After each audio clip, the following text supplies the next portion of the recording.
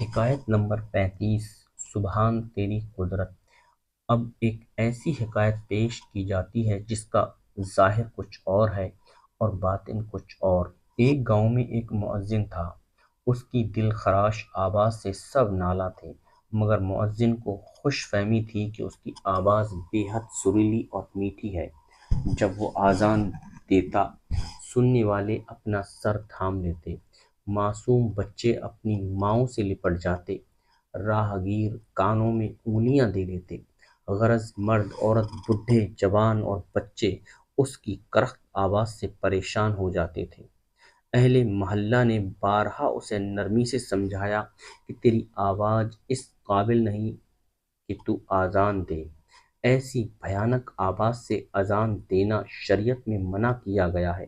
محلے والوں کی جان اس سے عذاب میں تھی، سننے والوں کی نیند حرام ہو جاتی تھی، سروں میں درد ہونے لگتا تھا۔ آخر تنگ آ کر سب نے صلاح و مشورہ کیا کہ کسی طریقے سے اسے مسجد سے فارغ کرنا چاہیے۔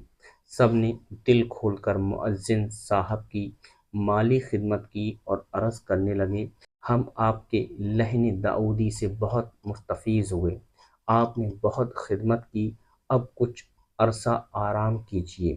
ایک قافلہ مکہ معظمہ جا رہا تھا۔ مؤذن صاحب حج کی سعادت حاصل کرنے کے لیے اس قافلے میں شامل ہو گئے۔ سفر کی پہلی منزل میں قافلہ ایک ایسی بستی کے قریب جا کر رکا جس میں زیادہ آبادی کافروں کی تھی۔ عشاء کی نماز کا وقت ہوا تو اس مؤذن نے اللہ کا نام لے کر اذان دینی شروع کر دی۔ آواز ایسی کرخت نکالی کہ قبروں سے مردے بھی اٹھ کھڑے ہوئے۔ قافلے والے ڈرنے لگے کہ کہیں کوئی فتنہ نہ برپا ہو جائے۔ تھوڑی دیر بعد ایک کافر ہاتھ میں شمع لیے مٹھائی اور قیمتی جوڑا کپڑوں کا لے کر آیا اور قافلے کے اندر آتے ہی پوچھنے لگا، وہ مؤذن کہاں ہے جس کی آواز سے ہمیں حیات نو ملی؟ قافلے والوں کو اس کی یہ بات سن کر حیرت ہوئی۔ کافر مسکرا کر کہنے لگا، میں شکریہ ادا کرنے حاضر ہوا ہوں۔ کافر کہنے لگا، میری اکلوتی لڑکی ہے، نہایت ہی حسین و جمیل اور نازک دماغ ہے، مدت سے اس کی آرزو تھی کہ مسلمان ہو جائے۔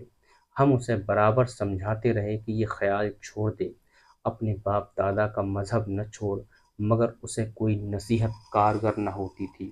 اسلام کی محبت اس کے دل میں جاگزی ہو چکی تھی۔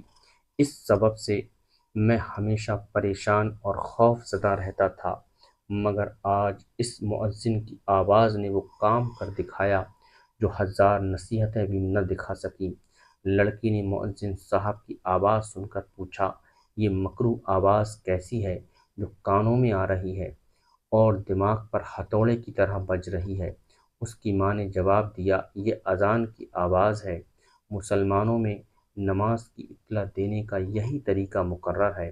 اس کے بعد میری لڑکی نے مجھ سے یہی سوال کیا، میں نے بھی یہی جواب دیا کہ واقعی یہ مسلمانوں کی اذان کی آواز ہے۔ اسے یقین آتے ہی خوف سے اس کا رنگ زرد پڑ گیا اور ہمارا دل سرد ہو گیا۔ اس نے اسی وقت طے کر لیا کہ وہ اسلام قبول نہیں کرے گی۔ ہم تشویش و عذاب سے چھوٹ گئے، ہمیں واقعی اس کی آواز سے راحت پہنچی۔ اب میں اس مؤذن کا احسان مند ہوں اور شکریہ کے طور پر یہ نذرانہ اس کے لیے لایا ہوں۔ کافر مؤذن سے بغل گیر ہو کر دعائیں دینے لگا اور کہنے لگا، جناب آپ میرے محسن ہیں، آپ نے آج وہ احسان مجھ پر کیا ہے کہ ساری زندگی آپ کا غلام رہوں گا۔ اگر میرے قبضے میں کسی ملک کی بادشاہت ہوتی تو آپ کو اشرفیوں میں تول دیتا۔ درس حیات، آواز حق بلند کرنا، یعنی تبلیغ دین کے لیے بھی مناسب لوگوں کا انتخاب ہونا چاہیے۔